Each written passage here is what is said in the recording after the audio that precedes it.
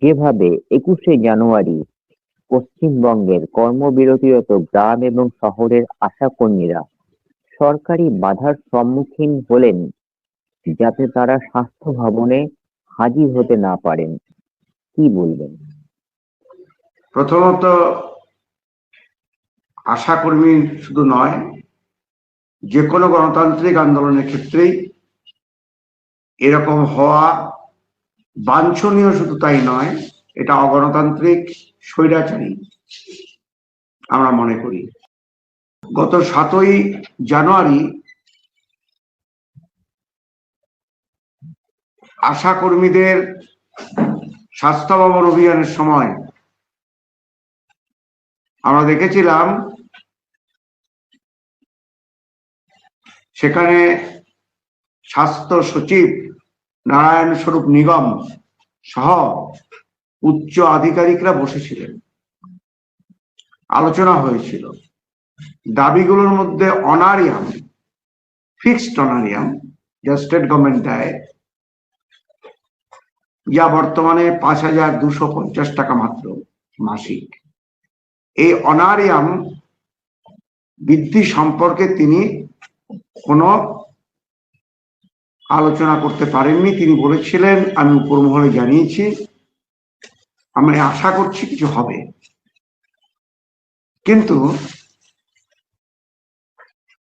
তিনি তখন কথা দিতে পারেননি। তখনই আমরা বলেছিলাম, তাহলে বলুন। সেই মিটিং এ আমিও ছিলাম। কবে আপনার কাছে আসবো, আপনার সঙ্গে আলোচনা বলবো এই বিষয় সংক্রান্ত, কিন্তু এটাই আমাদের মূল দাবি। এই মিনিমাম অনারিয়ামে কিছুতেই আশা কর্মীদের সন্তান সন্ততি সহ পরিবার নিয়ে বাঁচা অসম্ভব। একারই বাঁচা যায় না প্রায় এই সামান্য অনারিয়ামে, অনেক রাজ্যের থেকে বেশি। তখন উনি বলেন, আমি 21 তারিখ থাকবো, 21 তারিখ আসুন। তারই দেওয়া ডেট অনুযায়ী 21 তারিখ আশাকর্মী ইউনিয়ন, পশ্চিমবঙ্গ আশাকর্মী ইউনিয়ন AIUTC অনুমোদিত এবং AIUTC অনুমোদিত পশ্চিমবঙ্গ পৌর স্বাস্থ্য কর্মী কন্ট্রাকচুয়াল ইউনিয়ন সিদ্ধান্ত গ্রহণ করে যে 21শে জানুয়ারি তারা সমস্ত লোকজন নিয়ে এসে তাদের কর্মীদের সামনে, যেহেতু কথা হয়েছিল, তাই কর্মীদেরকে নিয়ে এসে এই আলোচনায় যাবেন এবং যা সিদ্ধান্ত হবে তা তারা কর্মীদের জানাবেন। সেই অনুযায়ী 21 তারিখ রাজ্যের বিভিন্ন প্রান্ত থেকে, 21 তারিখের আগের দিন, কারণ উত্তরবঙ্গ, দক্ষিণবঙ্গের পুরুলিয়া, বাঁকুড়া, এদের যদি সকালে কলকাতায় আসতে হয় তাহলে আগের দিন বেরোতে হয়।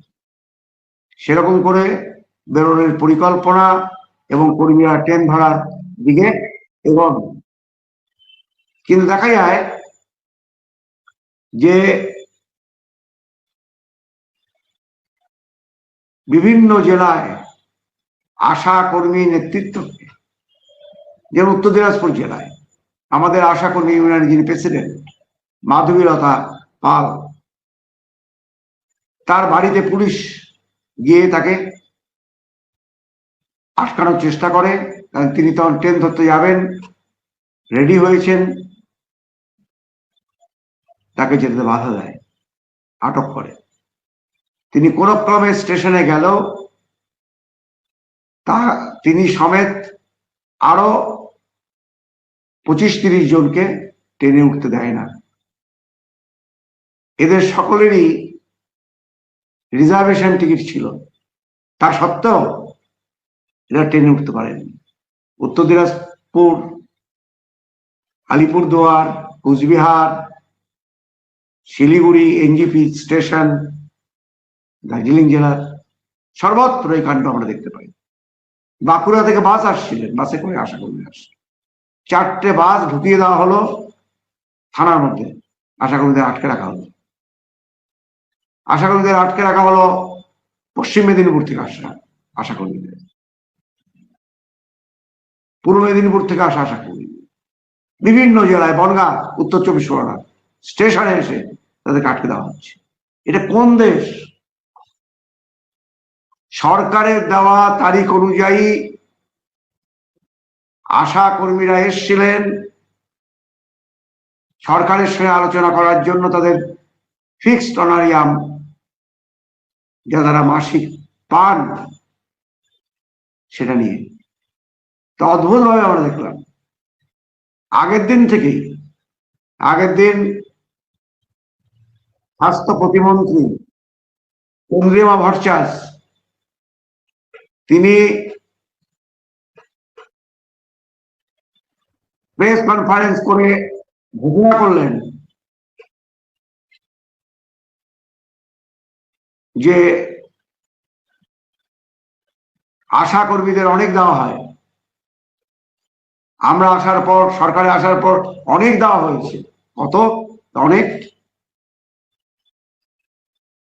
5,250 টাকা মাসে। বলুন তো, এই টাকায় কারো সংসার চলতে পারে? চলা সম্ভব? শেষ পর্যন্ত একটা কথা স্বাস্থ্য প্রতিমন্ত্রী বলেছিলেন, রাজনৈতিক উদ্দেশ্যে প্রণোদিত আন্দোলন। সারা পশ্চিমবঙ্গের যে কোনো আশা কর্মীকে জিজ্ঞেস করুন, আশা কর্মীদের বাস্তবে আজকে পশ্চিমবঙ্গে একটা মাত্র ইউনিয়ন, পশ্চিমবঙ্গ আশা কর্মী ইউনিয়ন, যাতে পশ্চিমবঙ্গের সমস্ত আশা কর্মীরা যুক্ত। কে কোন দল করেন, কে কোন মতে বিশ্বাস করেন, কে কাকে ভোট দেন, এটাই ইউনিয়ন দেখে না। যে দাবিতে লড়াইটা হচ্ছে, সেই ন্যায়সঙ্গত দাবিতে তারা ঐক্যমত, তার ভিত্তিতে তারা লড়াইতে নেমেছেন। এবং আশা কর্মী ইউনিয়নের যে নিয়ম, সেই নিয়মকে মেনে তারা সদস্য হয়েছেন। এখানে কিন্তু রাজনৈতিক রং দেখা হয় না, কিন্তু বিষয়টা অন্যদিকে ঘুরিয়ে দেওয়ার জন্য স্বাস্থ্য প্রতিমন্ত্রী এই কথা বলেছিলেন। কিন্তু বাস্তবে আশা কর্মীরা তারা যত বাধাই দিক, বাধার প্রাচীর যতই তৈরি করুক,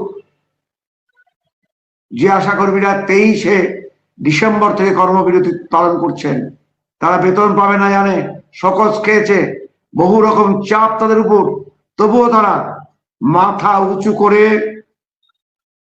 এআইইউটিইউসির আদর্শে পরিচালিত পশ্চিমবঙ্গ আশা কর্মী ইউনিয়নের প্রেরণায় তাদের নিজস্ব সংগঠন,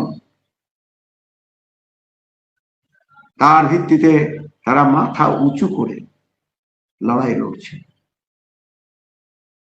প্রলোভন দিয়ে, মিথ্যা কথা বলে, অসত্য বলে তাদের এই আন্দোলনকে দমানো যাবে না। তার প্রমাণ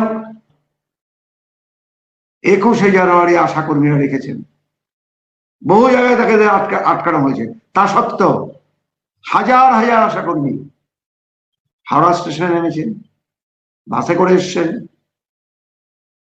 শিয়ালদা স্টেশনে নেমেছেন, কলকাতা স্টেশনে নেমেছেন, স্বাস্থ্য ভবনে চলে গেছেন, সল্টলেকে সেক্টর 5-এ, এবং তারা দেখিয়েছেন যে এই দাবি তাদের ন্যায্য দাবি, এই দাবি তাদের নিজস্ব দাবি, এবং এই দাবি সরকারকে মানতে হবে। সেরকম করেই তারা আন্দোলনকে পরিচালনা করেছে। কোথাও তারা বিশৃঙ্খলা করেননি, শান্তিপূর্ণ আন্দোলন ছিল।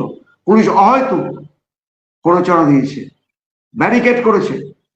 বুঝুন, মহিলা আশাকর্মী যারা স্বাস্থ্যক্ষেত্রে কাজ করে, যারা গ্রামীণ স্বাস্থ্যক্ষেত্রের ভিত্তি, যে কথা এখানকার রাজ্য সরকারের প্রধান তিনি বারবার বলেছেন, প্রশংসা করেছেন, কেন্দ্রীয় সরকার প্রশংসা করেছে এদেরকে।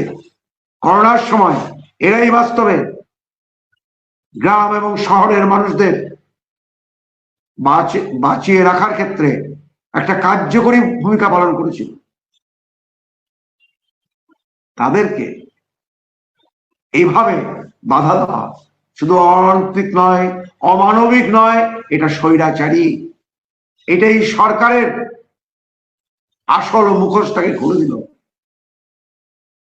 আমরা মনে করি সমস্ত দলমত নির্বিশেষে সমস্ত শুভবুদ্ধি সম্পন্ন মানুষ এই ঘটনার নিন্দায় সোচ্চার হবেন।